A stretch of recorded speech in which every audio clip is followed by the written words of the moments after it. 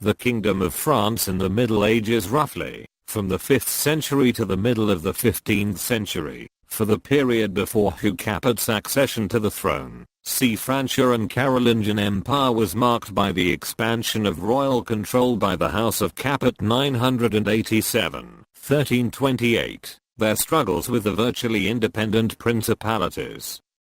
duchies and counties, such as the Norman and Angevin regions, that had developed following the Viking invasions, and through the piecemeal dismantling of the Carolingian Empire and West Francia 843-987. The creation and extension of administrative/state control notably under Philip II Augustus and Louis IX in the 13th century, the rise of the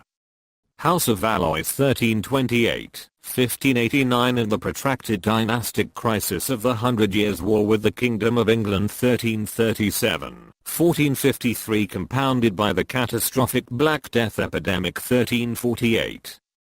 which laid the seeds for a more centralized and expanded state in the early modern period and the creation of a sense of French identity. Up to the 12th century, the period saw the elaboration and extension of the seigneurial economic system including the attachment of peasants to the land through serfdom, the extension of the feudal system of rights and obligations between lords and vassals, the so-called feudal revolution of the 11th century during which ever smaller lords took control of local lands in many regions, and the appropriation by regional/local seigneurs of various administrative, fiscal and judicial rights for themselves. From the 13th century on, the state slowly regained control of a number of these lost powers.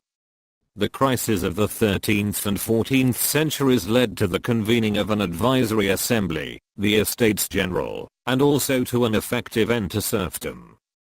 From the 12th and 13th centuries on, France was at the center and often originator of a vibrant cultural production that extended across Europe, including the transition of Romanesque architecture to Gothic architecture originating in 12th century France and Gothic art, the foundation of medieval universities such as the Universities of Paris recognized in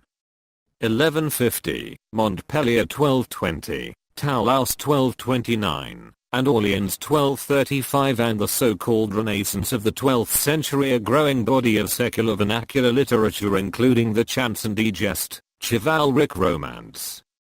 troubadour and trouvre poetry, etc. and medieval music such as the flowering of the Notre Dame school of polyphony from around 1150 to 1250 which represents the beginning of what is conventionally known as ars antiqua,